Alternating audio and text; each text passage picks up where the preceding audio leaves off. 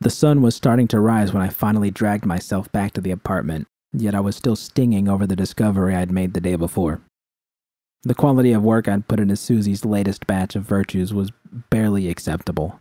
My mind hadn't been in it, and I'd wanted to get started on my own edits as soon as possible, but I kept running into blocks. I couldn't erase the stray thoughts when my own were racing all over the place. Moans had been replaced by the rattling of pills, and instead of attractive actresses, all I saw were piles of wasted eddies. Eventually, I realized that V and the BDs I was editing shared one common trait. They were both illusions. It had been well after midnight when I'd given up on work and sunk into the bottle. But I didn't feel bad, as the only other way to settle things was to call V and confront her. And I wasn't ready to do that yet. After all, what would I have said? That she had lied to me for over a year? That I thought she was weak? That we were finished? I was surprised to find V in bed. On any other night, I would have been happy to join her, but instead it only pissed me off more, and I relegated myself to sleeping on the couch. I wasn't used to the firm cushions, and it took me a while to finally fall asleep. It felt like barely any time had passed before my eyes popped open and quickly winced shut at the bright sunlight that streamed through the window. V was in the kitchen, brewing a pot of coffee. "Mornin'." I said nothing, and watched her grab a pair of cups from the cupboard, including that ugly iguana mug of hers. When the coffee maker finished spitting out the last drops, V filled them and brought one over to me. "Guess I must have kept you up." "You sleep okay?" she asked. "Not really," I grumbled. "I'm guessing you did, though."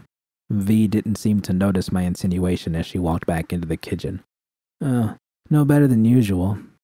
I looked down and realized my leg was bouncing against the cup in my hand and was spilling coffee on the floor, but I couldn't stop it.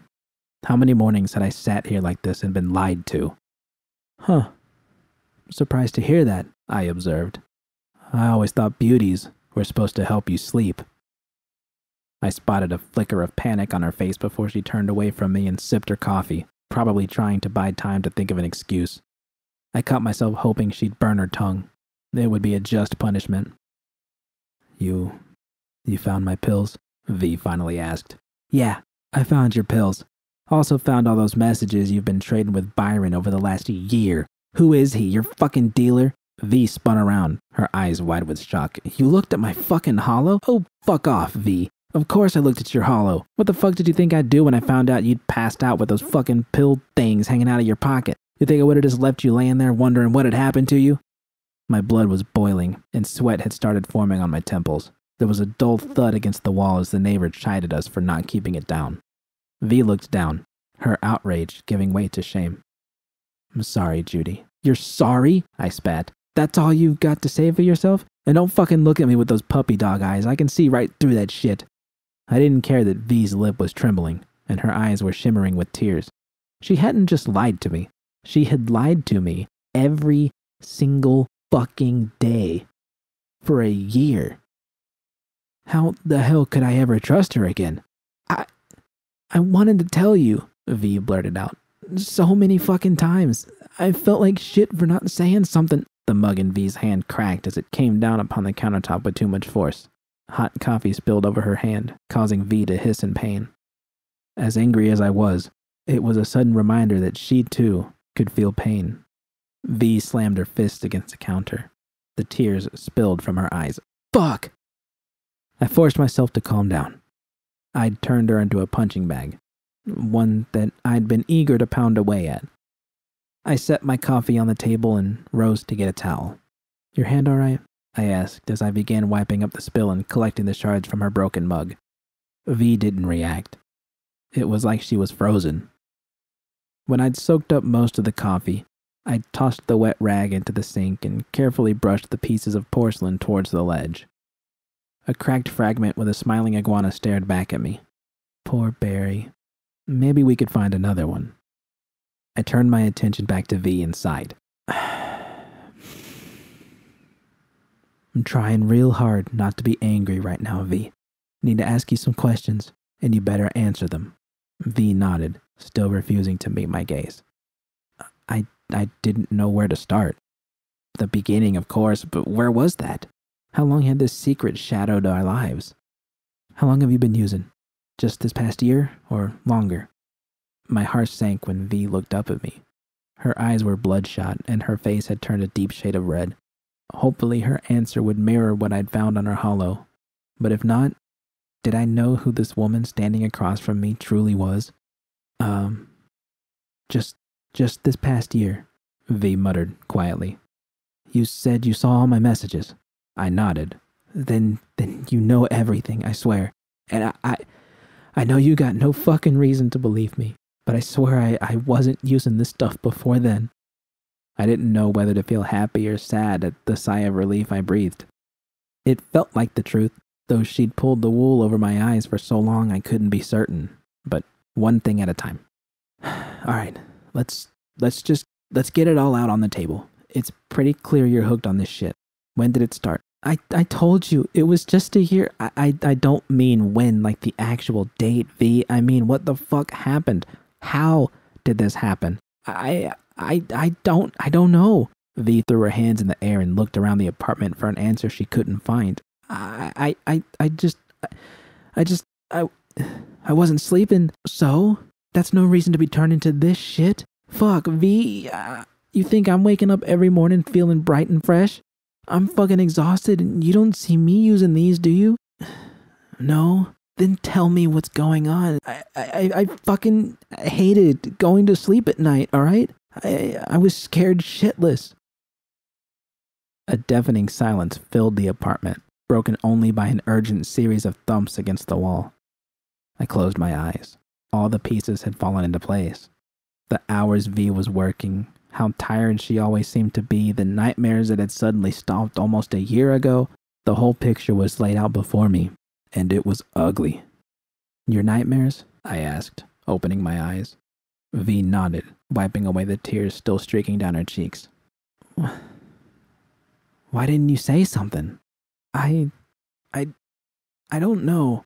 V choked back a sob. I just thought I'd use them for a little while, until I could figure things out. As much as I wanted to lay into V and remind her it hadn't just been a little while, the defeat in her voice held me back. I couldn't keep punching away at her like this. And at least now she was talking to me about it. But why hadn't she said something sooner? Why hadn't she asked for help? I heaved a sigh and sat at the counter so I could rest my head in my hands. I felt V's eyes boring into the top of my skull, searching for some sign of what I was thinking. The truth was, I didn't know what to think. V couldn't fix this on her own, or she would have already. She was an addict. That word, it cut sharper than a knife. If we had more Eddies, well, perhaps the ones she'd pissed away on beauties, we could have gotten her into a clinic and weaned her off. Maybe if I doubled down on the studio and busted my ass, we could afford something in a few weeks. Why didn't she tell me? I looked back up at her, already knowing what she would say. I'm sorry, Judy. I believe you. You do? Yeah, I shouldn't, considering you were lying to me all this time, but I do. You really fucked things up, though. I wasn't trying to. I know you weren't trying to, but you did.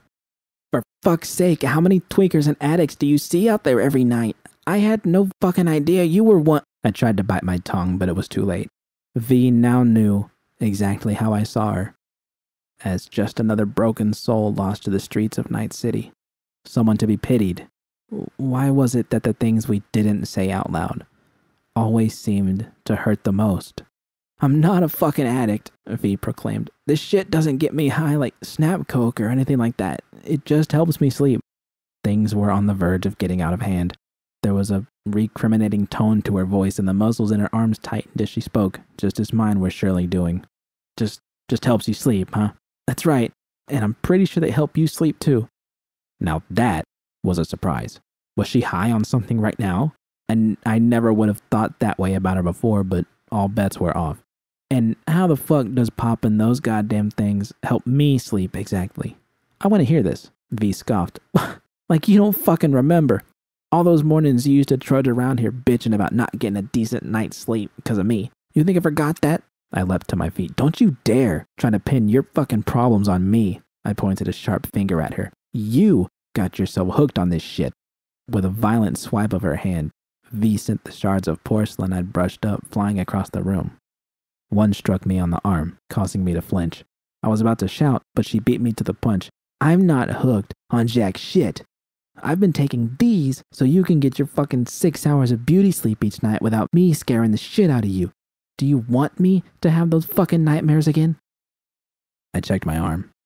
It hadn't left a mark, but if that piece had traveled just a few inches higher and struck me in the face, something snapped inside of me.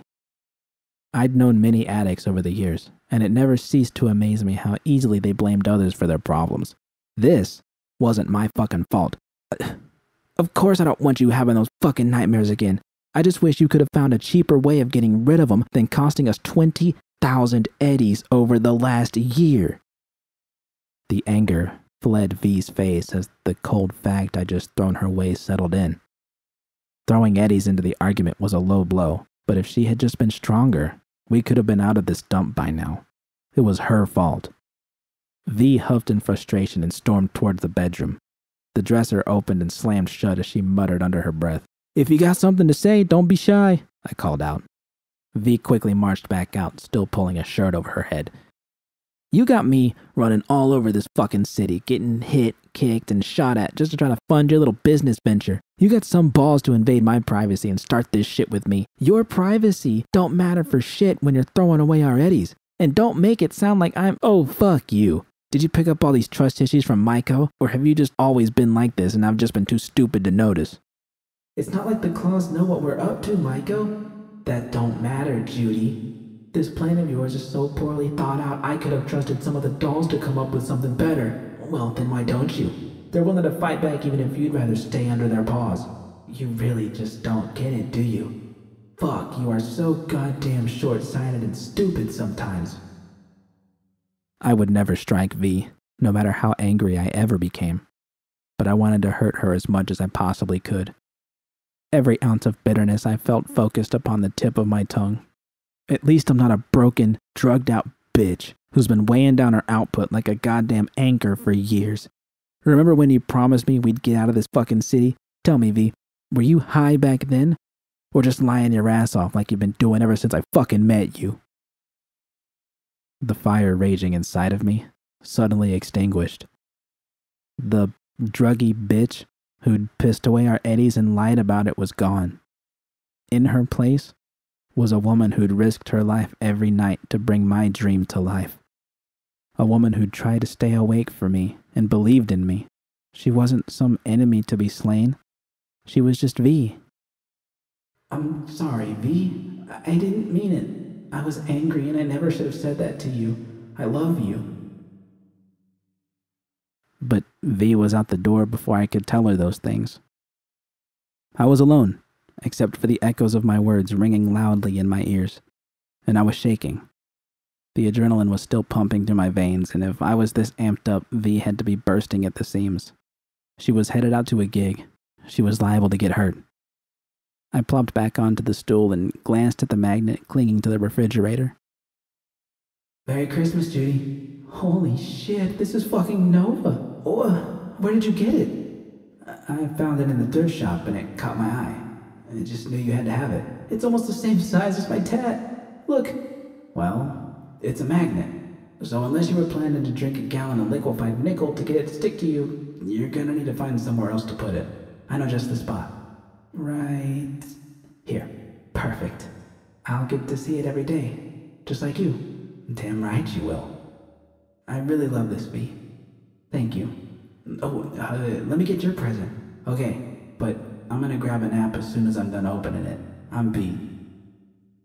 We'd said terrible things to one another, and I could admit mine were probably worse. Guilt. It was quickly becoming my default emotion. A chirp from my hollow drew my attention. Roxanne and Katie had arrived at the studio early and were waiting for me to show up and let them in. I groaned and lurched off the stool. We both needed time to blow off some steam, and it would be good to focus on work. Besides, if V was in as much trouble as she seemed to be, we would need the eddies. I shook the thought away and went to get myself cleaned up. Sure, I had made mistakes, but V was perfectly capable of making her own, and if she'd been too weak to ask for help, that was on her.